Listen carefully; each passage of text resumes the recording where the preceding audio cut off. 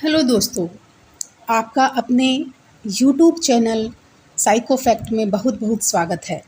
पिछले वीडियोस में हमने पढ़ा था शिक्षा मनोविज्ञान का अर्थ, परिभाषा, प्रकृति व विशेषताएं। आज के वीडियो में हम पढ़ेंगे शिक्षा मनोविज्ञान के प्रमुख क्षेत्र। शिक्षा मनोविज्ञान के प्रमुख क्षेत्रों में जो पहला क्षेत्र है वो आता है विद्यार्थी, अधिगमकर्ता या फिर द लर्नर। तो अगर हम वर्तमान शिक्षा पद्धति की बात करें तो इसमें विद्यार्थी को केंद्र बिंदु माना गया है। सारी की सारी जो शिक्षण अधिगम की जो प्रक्रिया है वो विद्यार्थी के इर्द गिर्द ही होकर चलती है। शिक्षा मनोविज्ञान में बहुत कुछ विषय सामग्री शिक्षार्थी अथवा विद्यार्थी को लेकर ही रहती है। इस प्रकार के माध्यम से एक ओर जहाँ विद्यार्थी को अच्छी तरह से जानने की आवश्यकता पर बल दिया जाता है, वहाँ दूसरी ओर उसे जानने के लिए आवश्यक तकनीक एवं विधियों का उल्लेख भी किया जाता है। तो सरल शब्दों में अगर हम कहें तो जो लर्नर है उसको पढ़ाते समय यह ध्यान रखा जाता है, उसके पाठ्यक्रम का निर्माण करते समय विद्यार्थी की आयु, स्तर, बुद्धि आदि का ध्यान रखा जाता है। तो अब वर्तमान में जो शिक्षण अधिगम प्रक्रिया का जो केंद्र बिंदु है वह विद्यार्थी है, न कि शिक्षक, जैसे कि प्राचीन काल में होता था। शिक्षा मनोविज्ञान का जो दूसरा प्रमुख क्षेत्र है वो है अधिगम संबंधी अनुभव, लर्निंग एक्सपीरियंस। तो दोस्तों दूसरा क्षेत्र सीखने संबंधी अनुभवों को लेकर है। यद्यपि शिक्षा मनोविज्ञान में यह निर्णय नहीं लिया जाता कि क्या पढ़ना है या फिर कौन कौन से सीखने संबंधी अनुभव विद्यार्थी को दिए जाने हैं, पर फिर भी सीखने संबंधी अनुभव विद्यार्थी को किस प्रकार दिए जाएं, ये सारा का सारा उत्तरदायित्व शिक्षा मनोविज्ञान को जाता है। तो क्या पढ़ाना है, क्या पढ़ाना है और कौन कौन से अनुभव दिए जाने हैं, इसकी अपेक्षा इस पर ध्यान दिया जाता है कि किस प्रकार से पढ़ाना है और कौन कौन से जो सीखने संबंधी अनुभव है वो विद्यार्थी को उसके विकास के स्तर के अनुसार कब दिए जाने चाहिए, जिससे वह उन्हें सफलतापूर्वक ग्रहण कर सके। शिक्षण अधिगम प्रक्रिया जो है वो है शिक्षा मनोविज्ञान का अगला क्षेत्र है, द लर्निंग प्रोसेस। तो विद्यार्थी से परिचित होने और यह तय हो जाने के बाद कि कौन कौन से सीखने संबंधी अनुभव उसे दिए जाने हैं, इन अनुभवों को आसानी से और सफलतापूर्वक ग्रहण कराने की समस्या फिर सामने आती है।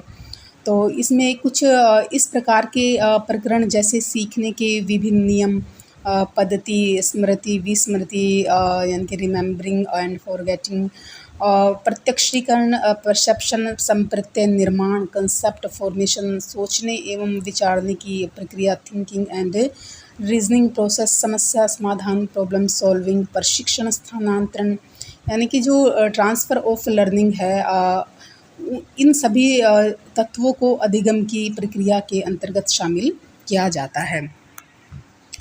शिक्षा मनोविज्ञान का जो अगला क्षेत्र है वो है अधिगम से संबंधित अनुभव, अधिगम से संबंधित परिस्थितियाँ एवं वातावरण, लर्निंग सिचुएशन एंड इन्वायरमेंट। तो दोस्तों ये जो धुरी है ये भी सीखने को, विद्यार्थी की जो सीखने की क्षमता है उसको काफ़ी ज़्यादा प्रभावित करती है।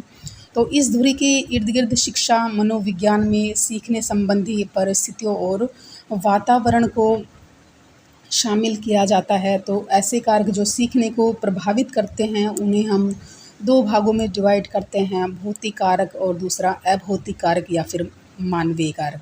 तो दोस्तों जो भौतिक कारक हैं उसमें जैसे कि अधिगम और शिक्षण के दौरान उचित प्रकाश की व्यवस्था ना होना, उचित बैठने की व्यवस्था ना होना, शिक्षण प्रक्रिया के दौरान बहुत शोर शराबा होना आदि को शामिल किया जाता है। और जो मानवीय जो कारक है उसमें जो छात्र है उसके बच्चे की जो लर्नर है उसकी सीखने की इच्छा शक्ति, उसका थकान, उसका इंटरेस्ट यानी कि रुचि, शारीरिक और मानसिक स्वास्थ्य, मोटिवेशन इत्यादि जो कारक है वो उसके सीखने को प्रभावित करते हैं।